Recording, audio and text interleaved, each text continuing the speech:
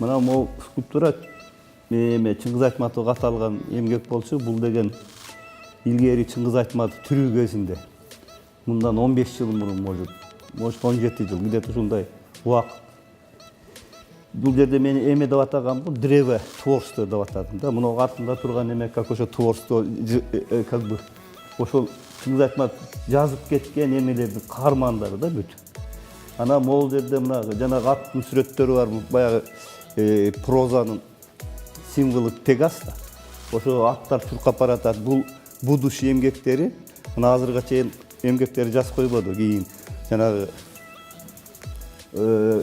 Кассандра деген эмгегин жазды. Андан кийин жанагы Тоолор кулаган деген эмгектерин жазды да, көп эмгектерин жазып кетти. Ал убакта жаза элек болчу булар. Көрдүңөрбү? Кыргыз Республикасынын эл сүрөтчүсү Садабек Ажыбаев Кыргызстандагы көптөгөн скульптура жаатындагы өзгөчө эмгектердин ээси. Барыбыз билген Ата Бейит мемориалдык комплексинин автору. Аны менен катар жакында эле Туркиянын Стамбул шаарында тургузулган Манастын айкели да мына ушул адамдын колунан жаралган. Мындан сырткары да көптөгөн жерлерде анын эмгектери кооздоп турат.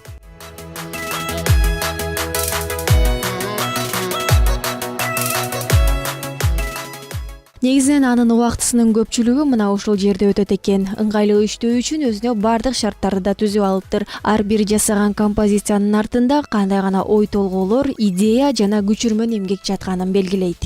Түгөлбай Сыдыкбеков аксакал отурат, ал жакта Токто Саартов отурат да.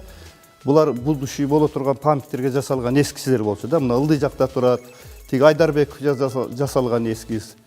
Тиги Турдак Нусубалиевке жасаган эскиздер да. Анан мындай да, буну кээ биринде көп айтат, убакыт сурай берет да, канчада жасайсыңар деп. Эми буну айта албайсың канчада. Оюң болмоюнча, бирдеме мындай жасайын деген. Эчтеке жасай албайсың да. Басып жүрө беребиз да. Иш кылабыз, жумушка барабыз, келебиз, үйгө барабыз, чай ичебиз. Баягы ой постоянно ойлонуп жүрөсүң да. Анан ой келгенде гана дың деп келгенде анан иштей баштайсың. Ал эми определенный убакыт талап. Каркас жасашың керек, глина чапташың керек, ошол мындай. Өзүнүн убагы бар, там 2 жума, 1 жума, 1 айга чейин кетип кала берет.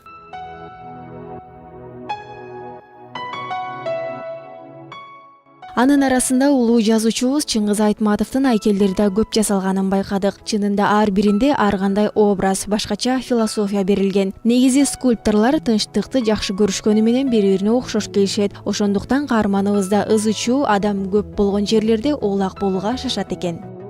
Анан мындай көбүнчө мындай өзүбүзчө эмгек кылган үчүн окшойт. Мына биз эмгек кылганда өзүң жалгыз иштейсиң да. Баягы уйдинүүбүз көбүрөөк да, мындай жалгыз жүргөн, жалгыз жүрсөң көбүрөөк ойлоносуң, көп иш кыласың да. Ошондон болсо керек. Ошон үчүн мен той тамашаганда мындайдан көп качам. Көбүнчө мен барбайм. Мындай аябай эле жакын туугандар болсо барып коем ата.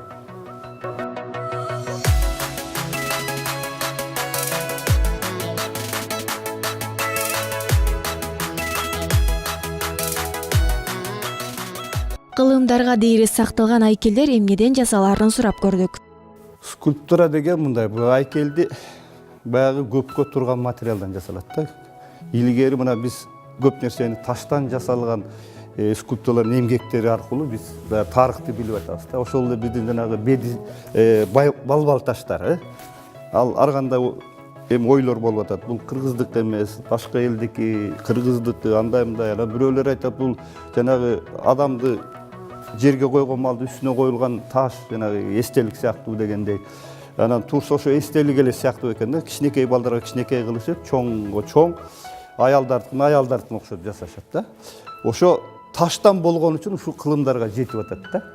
Башка эчтеке калбай калып атат. Көрдүңөрбү?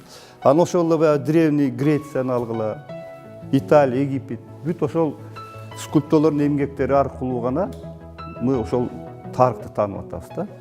Ошол убакта таштан, анан жана бронзодон жасагандар, деңиздин алында канча кылымдар жатса дагы чирибейт да. Ал жанагындай эле патина болуп эле, жашыл болуп эле. Кайра тазалаган өзүндөй боло берет. Эгер мен скульптор болбой калсам, менден жакшы бир музыкант чыкса керек эле деп жигит кезинде бир нече музыкалык аспаптарды ойноп жүргөн убагын эстейт. Кийин чыгармачылыкка башооту менен кирген каарманыбыз үйрөнгөн аспаптарын да унутуп коюптур. Мына ушундай кыргыздын залкара адамдарынын акелин жасап, кыргыз эли үчүн кызмат кылып, далай шакирттерди тарбиялаган көөнөргүс талантты, тартынчаак адам деп эч ким ойлобосо керек. Бала чактан мен өзү тартынчаак болдум да. Өлө тартынчаак болчу, эмне үчүн билбейм. Менин апам характер ушундай болчу да. Апам азыр деле ошо. Өмүрүндө эч кимге катуу сүйлөбөгөн. Өмүрүндө бирөөгө эме кылган адам эмес эле да. Ошондон болсо керек экен да, апам катып калсам керек. Анан өзү кол өнөрчүл адам болчу. Ошондон мен ушул сүрөтчү жагына келип калганым ошол. Мына ошо тартынчаактын айынан көп нерседен курган. Школдо окуп жүргөндө уялсам дагы чыгырдачу элем. Эмне дегенде мен ушундаймын, я мен көбүрөөк билем, силерге караганда мен лучшырдайм, мен лучше эме кылам дечү элем да. Анан кийин бу шаарга келгенде эл көп экен. Андан беш бир тартынып эчтеке кылбай койдум. Мындай карайм, эл көп. Мына 10 чакты турган адамга да баралчы эмесмин. Акыркы убакта эле мындай аксакал болуп эме болуп калганда эле анан монтип кичине интервью берип эме болуп кичине ачылдым да. Сүйлөп калдым, сүйлөй ала баштадым. А так вообще каччу. Айпер Адамкулова, Алтынбек Кубанычбеков, Алтынбек Сакиев, Нью ТВ, Таңман Ай үчүн.